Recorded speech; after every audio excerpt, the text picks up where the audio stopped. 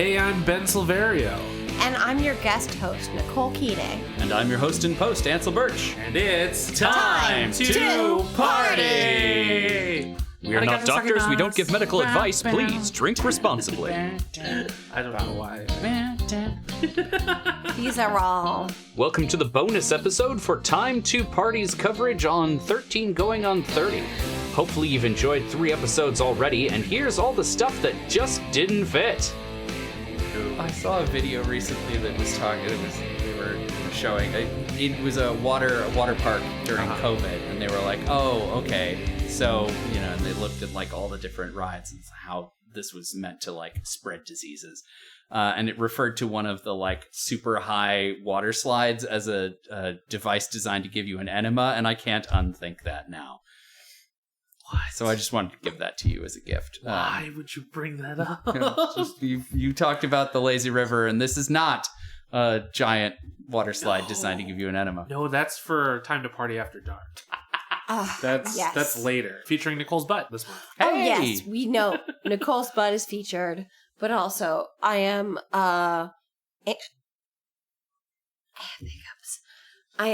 anti anything that says you can't show your butt. Oh, absolutely. Yeah. Butts should be shown. We talked earlier about how everyone loves boobies. Everyone also enjoys butts. Love good butt. Everyone. Even if they're not sexy, they're at least fun. I just got River songed on my own show. Wow. It's time travel. It fits. I thought we were going to fight afterwards, but now maybe you guys are going to fight afterwards, which, I'd be down for. I didn't bring any, tipping dollars to throw. That's what you do when people fight, right? That's what you do at a fight. Yeah, that's what you do at a fight. Throw tipping dollars. It's an exhibition I've event. been to sport events. I'm just picturing Nicole throwing a dollar at a pitcher. I just yeah, pitcher's got a big butt, baby. Yeah. The catcher crouches down and you're like, oh yeah. Squat, making squat. it rain. Could you imagine? Get kicked out so fast. Could you imagine applying burlesque etiquette to literally anything else? Like a lounge act. Woo! I'm trying to think of something a lounge. Yeah! Croon! A curling match? Oh my God. I'm sorry. Hot take. I hate curling. Yeah. I think it is the dumbest sport You've seen enough alive. curling to have an opinion on curling? Yes, I have. And to the point that I hate curling so much that now when it comes on, Dave's always like, curling is on, and puts it on purpose because he knows, I think, because they're so serious about their little broom sweeps. And then they're all shouting at each other like we're playing soccer or something. I'm like, nothing is happening. Go, Jerry, go. It appears like a physics experiment, but with all of the seriousness of something like an uneven bars routine. It's so strange. And then also you got the strange vocabulary that they have for each other. It is the strangest thing I've ever seen. See, I kind of love it, and I'll tell you why. A lot of people do. And not that I love watching it or give a fuck about it, but I love any game where from an audience perspective, I can see the mechanics behind it and go, all right, yes, you sweep the ice so that the rock gets over there, and the closer you get, now I've immediately, no one needs to explain any more rules to me. Okay. I don't give a fuck about how many points each thingy is worth. Nobody needs to tell me that they're not allowed to touch it with their brooms. I'm sure they will anyway, but cool, I get it. You're trying to get this to there, and that's clear. The clarity of the goal. And the reason that I love that is, this is definitely getting cut out from the main episode. So at the Renaissance Fair, I have played giant Jenga, yard Jenga with a sword. Oh, snap. And people fucking love that shit to the point where we couldn't stop playing Jenga with a sword for 2 years. That's intense. Because people demanded Where's the sword Jenga? Where's the sword Jenga? What? It is 8 a.m. Or 10 a.m. But there is supposed to be somebody out here poking a brick tower with a sword. What the fuck is happening here? And it's exactly the same thing. It's just that, like, okay, I can immediately identify what the goal is, and that makes it and there's tension. Like, is it gonna work this time? Will it happen? Is this the time that they'll fuck it up? You know, that's the Canadian team. What if they don't make it? There should be the best. Yeah, right? Like, Canada's all ice sports. that's all they got. The entire country, ice sports. Or wrestling. A lot of wrestling comes down from wrestling Canada. from Canada. Yes. Most of Ottawa is an ice rink. I think the majority of the actual province is just... I think when you talk to a lot of wrestlers that came from Canada, they would be like, yeah, I wanted to be a hockey player or a wrestler. These were my two options. Two choices. I'm from Canada. But they know that curling. They know that curling isn't a viable option. That's hockey, true. fine, They never say wrestling, hurling. Fine. Nobody ever says curling. You don't get to be cool by curling. How do you find out you're good at that? That's my question. It's probably a gym sport. It's probably in there like... That's true. Do they get a varsity letter for curling? Ooh, I bet they do. I bet they do. I would bet you that, like, in 8th grade, some sweaty asshole makes you play curling, and then if you turn out to be good at curling, you get on a curling team. Wow. And then you letter in curling, and then somebody tries to send you to the Olympics for curling, and then you're that guy who won a gold medal for curling. What is my life? And then you're like 20, and you're not an Olympian anymore, and you're like, well... Now what do I do? That was a thing.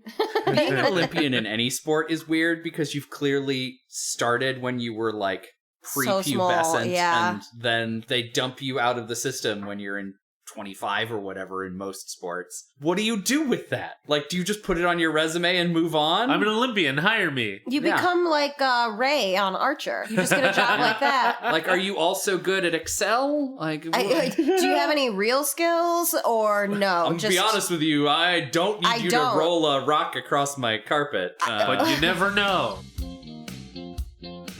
Speaking of nicknames, that's one of the nicknames I've had in my life. Snooki? Because her real name is Nicole. Oh my god, that's right. So when Jersey Shore came out, my friend, and she's little, she's small. Mm-hmm. And so when Jersey Shore came out, my friends started calling me Snooki.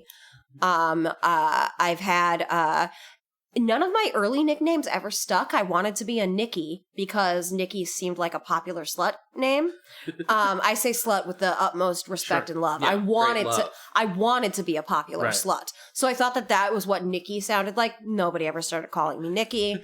A friend of mine in junior high called me Nyx, Nyx, like the goddess of darkness and nighttime, which was cute. But none of it ever really stuck. A friend of mine in high school called me Wheat Basket because my hair is so dried and fried that it looks like a basket of wheat if left unchecked. I'm really glad you clarified because that was not where I would have gone with that. Oh, like my wheat basket? Yeah, exactly, No, my pubes are not blonde. Well, that's fair. I have like regular, like it's like everything below the hairline is still light, but it's not blonde. Not blonde, yeah. So you said that you related with Matty a lot. Like, in what aspects would you see most Ansel in Matty? Oh man, everything. It's important to remember for those of you who've been paying attention to the deep lore of this show. I grew up in small town Ohio, and in southeastern Ohio specifically. So we grew up at the exact same time. We've established that Nicole and I are the same age. Basically. I want you to know that all the things that were cool when you were 5 are the things that were cool when we were in high school in small town Ohio. Because like there's a time dilation that happened. We only had one television station local to the area. We had only country radio. Aww. And top 40. Although I don't think our top 40 was the same as the rest of the country's top 40. Because I'm pretty sure I had not heard most of the songs that were actually popular at the time. And I lived half a mile from my nearest neighbor. Let alone my nearest friend. Wow. So like, we didn't go to if there were parties, I wasn't invited and I didn't even know about it. I was so Matty that like I didn't go to parties. I didn't know anybody. Like everything I did was at school. through choir and theater. Did you have a Casio also? I did not have a Casio. I played the clarinet. Yes. And I was in choir. I lettered in choir and band and theater and quiz team. You had a quiz team? We had a quiz team. Oh, wow, nice. I also lettered in theater. I was going to mention earlier, but yes, similar. Yeah. I didn't get a letter for theater. What the hell? Did you have them? I don't think so. But I was shocked that we had letters in like the arts, but we did. Like my friends got letters for being in bands. So here's the trick. Here's the trick. You've got to have a football team that is so bad. Oh, okay, there it is. That your school needs to make up for it in other ways. Mm-hmm. We were so bad at football. Okay, I was in marching band, right? Because you had to be. There were 145 people in my graduating class. If you were in band, you had to do all the band. Yeah. Legit. So I went to every football game for 4 years. Do you want to know how many football games we won? How many? I could count them on one hand. I was going to say, I was going to guess 2. We won consistently every other year when we played against the other shitty team, the Crooksville Ceramics.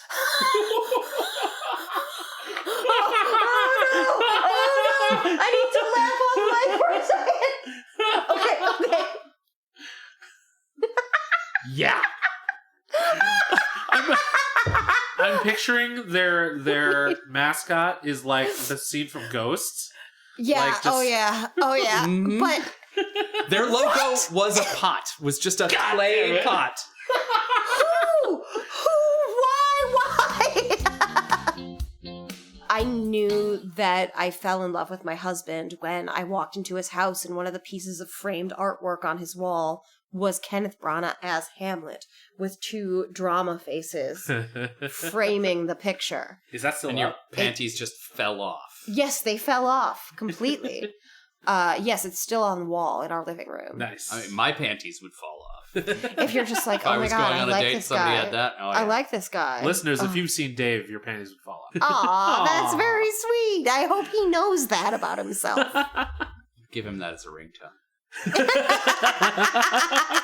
Just an MP3 of this little snippet.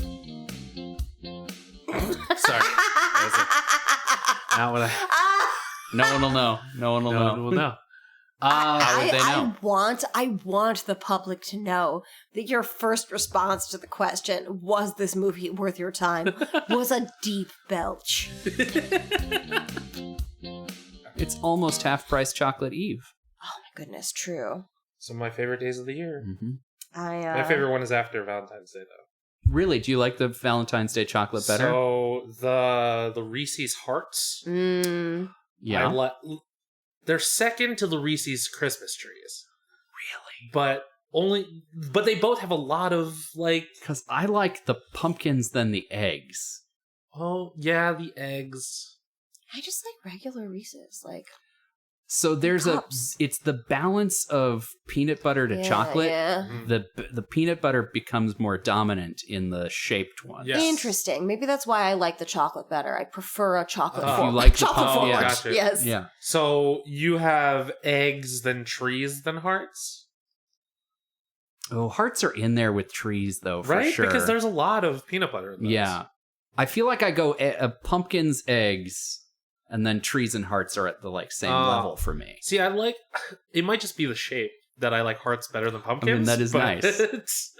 But yeah, those definitely have more peanut butter than chocolate as opposed to the regular ones. In the line of Reese's products, that is really the question. It's True. what is the ratio in this particular line? I also feel like you liking hearts more than pumpkins is like the distinct difference in our tastes. I like pumpkins more than hearts.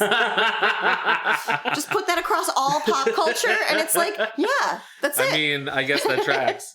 Although, for this particular episode, it's kind of funny that our likes are switched in our edutainment. That's very true. I'm doing the spooky thing, and you're doing the... I'm doing the sweet thing. Sweet thing, Nicole Keating. Sweet thing. Hashtag. Too many brands. I have too many brands, too many names. Welcome to the mic, sweet piece of ass, Nicole Keating. Yeah. It's only because I speak with my ass like Jim Carrey. Oh. Chocolate forward and ass forward. What a brand. Yeah, Wow. It really. I got in trouble for talking to a friend of mine in acting class once because the teacher asked, we were journaling, and she was like, just write down anything that you would like to bring to the audition room, anything that you would like to be present when you're auditioning. And I leaned to my friend and I said, "Can I say my butt?" The teacher was like, "Excuse me, what are we talking about?" And I was like, "Oh, I just asked her if I could say my butt." And the teacher was like, "Well, yes, if that's something you want to bring to the audition room, absolutely, wear a tight dress." And I was like, "I love this class." The journal page just says dead ass. Dead ass. Dad ass. What do I require for this audition? Dad ass. The one brand that I can think of that encompasses all of that, that I'm very jealous of, is hashtag the Big Wick. Writer of hashtag the Empty Grave, available now. The Big Wick. I was like, "Excuse me?" He's sitting over there saying to himself, "Don't call it that." Please don't call it that. The Big Wick, Warwick's Johnson at gmail.com. See, it works. You've been building this brand and you didn't even know it.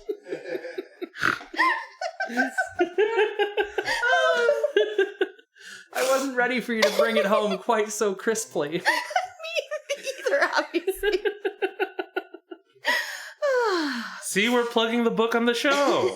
Kinda. But This is isn't going to be it a spicy bonus episode. truly every author's wish to be gifted a hashtag by their fans and readers? We're really doing you a favor. It's true.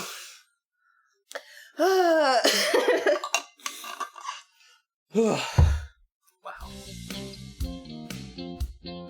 Why are we now naked? Who knows? We're all getting arts degrees. That's the answer. We did have a penis parade in my college, so... Details? Oh, Follow up? the history of theater professor insisted on hosting a bacchanalia. Insisted? Yes. This sounds abusive. Insisted. Yeah. It was Are a little you bit. are like human penises or just like They were they were like on you would make a not yours. penis. Not no. Okay. Yes. Like but no, a papier-mâché Yes. penis. That's a very good distinction. Yes, okay. Okay. So we would get like big Perhaps blow up balloons. ones and yes, shit. Yeah. yes. Very It was like a bachelorette party. exactly. That makes more sense. I was like, Yes. this is not abusive now. This is humorous. Yes. Okay. That was something I was not allowed to have, Yeah. any sort of gun toy. And I recently found out that the reason I couldn't watch Teenage Mutant Ninja Turtles, I wasn't allowed to, was not, which is what I thought, was it made me too hyper because I always wanted to run around and be a Ninja Turtle after it was over. But it was actually because my mom thought it promoted the nuclear power industry because they got their powers from a toxic waste spill. They didn't ask for it. No, I know. And I was like, actually, it's kind of critical. Kind of the opposite. Of, Yeah. Yeah. But she was like, I didn't know that. I just thought it was like people are going to want more nuclear power because they think it gives them powers. I'm like, not at all, mother. Not at all. You know what we need is some of that nuclear waste up in here. Yeah. Then we'll Give me some of that good stuff. Yeah. Oh, yeah. Get that goo in my eyes. Come on. I'll definitely have powers Give me- after this give me and that not Murdoch's. cancer. Oh my god. The Yeah. same stuff. Yeah. Yeah. Just like how It's the same people goo. wanted to have spiders so they can get spider bitten by- powers. yeah. Please don't. Please don't do this. Don't get bitten by a Please- spider. This is no. why this is why kids go into STEM, right? Right. I recently bought a 3D printer. Oh. Did you? Yes, I'm very excited about it. It's, we've been using it. We've printed a couple of test figurines, but the whole point is that Hero Forge figures, the printer files for Hero Forge figures are $7.99. Mhm. Sweet. So I can literally make all of my characters and Ooh. then some. I can be like, oh, you want literally every character I've ever put in my imagination. I'm going to plan for future games because I am very excited. It smells So bad. Terrible. We had to install a special like ventilation system in our utility room in order to like combat the smell. It's so horrible. Resin or resin filament? Okay. Yeah. And it's probably like you probably should like wear a like mask, like a ventilator, because so what you're telling me is that you can make your own Barbie dream house. What you're telling me is that I can make my own Barbie dream house. I might be moved to tears. I can start. When I was a child, one of my friends had her mother would make these Barbie houses and accessories and like furniture and stuff for her out of like basically like what you use to put underneath carpet, like you make when you DIY your own carpet, but she would thread yarn through it, like colored yarn, and build her whatever she wanted. It was like Connects for girls. It was so cool. But now I can basically do that, but with plastic. And as we know from Barbie, plastic is the upgrade. It's true. Now all of your Hero Forge figures can have a dream house. All my dreams are coming true. Time to party too. Dreams come true. Coming this spring. Somewhere Dave is like shuddering like, at the thought of this out into the world. How dare you? How dare you? With my 3D printer, no. Warhammer and D&D only. So Barbie. I think I know what your Christmas gift to your niece is now. A dream house with a Tootsie Roll toilet. She's too little. There's too many swallowable parts. But once she hits the 3+, ages 3 and up, there it is. Can't fit those small little Barbie accessories down your throat anymore. We got it. Or you can, but now hypothetically you know better. In theory. I don't know better. I have a friend who ate like a piece of like fire starter cake, so they're like 24. You don't ever know better. If you like putting stuff in your mouth, you like putting stuff in your mouth. And honestly, one of the things when I was little is that, you know, sometimes Ken, and I feel like in more modern days, Ken has synthetic hair, like actual like hair, like Barbie. But there were some models of Ken dolls, and especially like back in the day, where it was all like sort of rubbery plastic, like Barbie without the synthetic hair. And my mom loved to chew Ken's head. What? Is that a feminist metaphor? I don't know. But she just loved the feeling of like,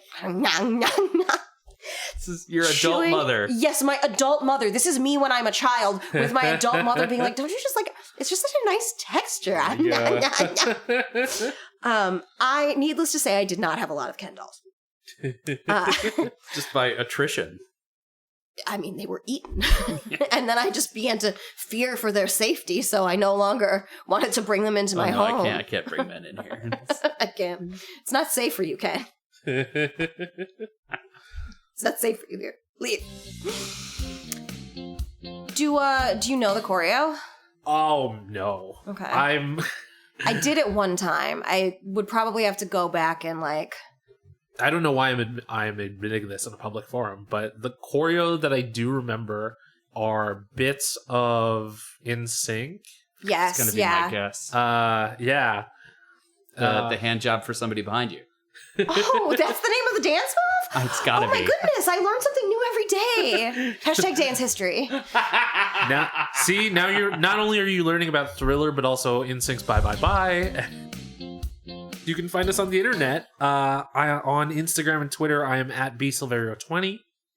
And I am at OG Nicole Keating on most platforms, and sometimes I'm on Facebook. I am at Indecisionist on Twitter and at The Indecisionist on Instagram.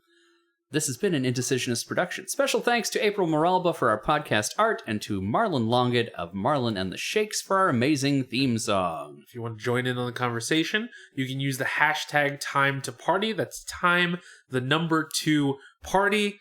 You should also pick up a copy of The Empty Grave from Warwick Johnson's website. It's a great comic. Westerns, badass ladies. What more could you want? I mean, I like it because of the badass lady element. Any plugs for you? I'm writing a web series, so maybe follow me on Twitter and Instagram and stuff to find out about that. It's D&D themed. Hopefully you come hang out with us again, party people, in your podcasts, catcher thingies. Mm-hmm. Until then, be excellent to each other. And party on, dudes! That part's already happened. This is the...